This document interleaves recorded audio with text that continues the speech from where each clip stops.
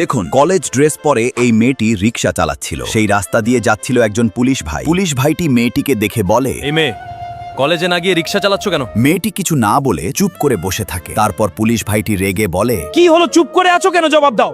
Sir, আমি কলেজে যাচ্ছিলাম, তখন হঠাৎ। হ্যালো মা। শিলা, আজকে কলেজে যাস না মা, আমার বুকটা খুব ব্যথা করতেছে। এখন ওষুধ না খেলে মনে হয় আমি বাঁচবো না রে মা।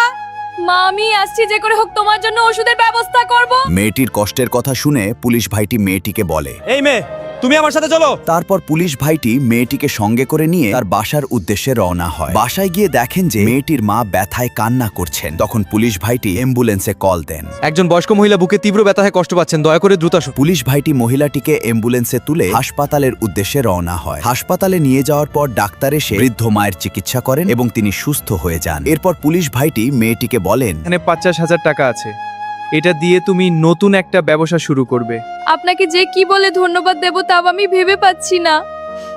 বাবা, তোমার ঋণ আমি কোনদিন শোধ করতে পারবো না। বন্ধুরা, একটি লাইক দিয়ে চ্যানেলটিকে সাবস্ক্রাইব করে দাও আর কমেন্ট করে জানাও যে মেয়েটির অসুস্থ মাকে চিকিৎসা করাটা কি ঠিক হয়েছে। ধন্যবাদ।